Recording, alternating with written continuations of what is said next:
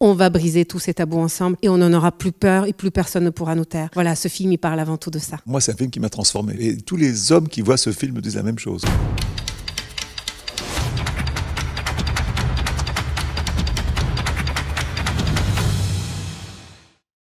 Woman, c'est un projet inédit. C'est un film qui donne la parole à 2000 femmes dans 50 pays différents et qui essaye de s'interroger sur cette vaste question de qu'est-ce qu'être une femme dans le monde d'aujourd'hui. Ce film, il est avant tout pour dire mais les femmes, elles sont là, elles ont une voix.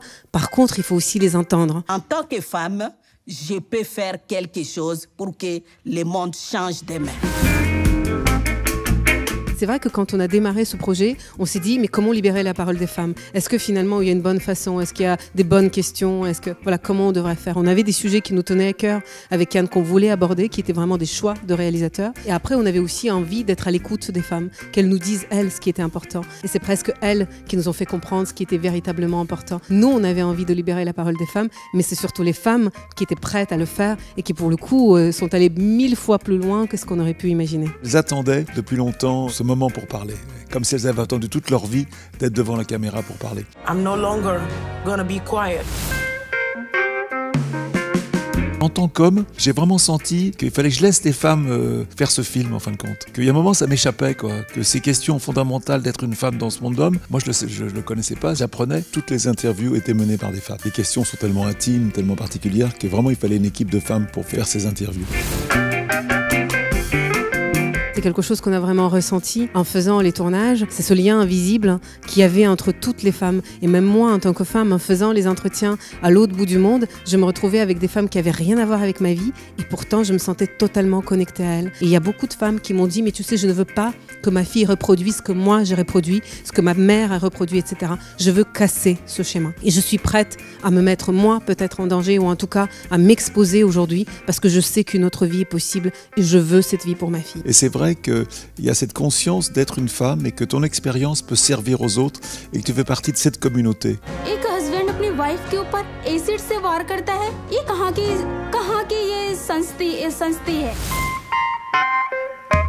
On a été frustrés parce que vous imaginez, on a fait 2000 interviews, il n'y a que 100 femmes qui parlent dans le film, mais ça nous tenait à cœur de faire exister toutes ces femmes d'une façon ou d'une autre. Et donc il y a un livre qui va sortir en même temps que le film, 350 pages avec plein de nouveaux témoignages, et puis une expo immersive qui aura lieu à la Villette à partir du mois de mai, où là pour le coup on va vous plonger dans la vie des femmes d'une façon totalement différente. Et pour nous c'est aussi l'occasion de le faire tout exister dans ce projet. Je me souviens, un jour, Yann m'avait appelé, c'était déjà à l'époque de Human, et il m'avait dit « J'ai une idée, ça va être une révolution dans le monde documentaire. Tu mets quelqu'un dans une pièce noire, tu lui mets une lumière qui l'éblouit, donc il voit rien, et après tu lui dis de regarder la caméra, et en même temps d'oublier la caméra, et de se confier sur des choses que j'ai jamais racontées à personne. Qu'est-ce que t'en penses ?» Je vais être honnête, sur le moment, j'ai pas trouvé que c'était une idée absolument géniale. Finalement, Yann avait raison et j'ai eu tort parce que ce qui se passait, c'est qu'on prenait ces gens et on les mettait en dehors de leurs problèmes quotidiens, en dehors de toutes les préoccupations, etc.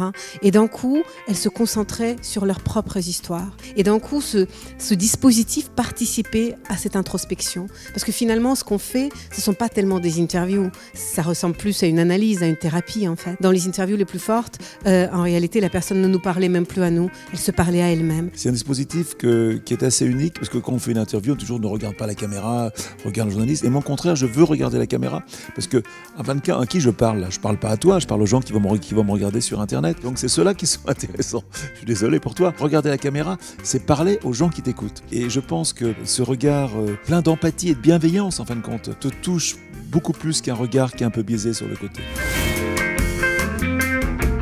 On a eu la chance d'avoir été mécénés. Du coup, on a pu créer une association qui s'appelle Woman's et toutes les recettes nettes du film iront à cette association qui va former les femmes du monde entier au métier des médias pour qu'elles puissent à leur tour porter la voix des femmes dans leur pays et que ça ne s'arrête pas qu'au film. Donc chaque personne qui ira voir ce film en salle va participer au changement dans la vie des femmes dans le monde.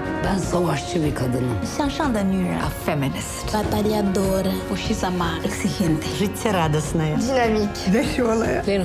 Libre.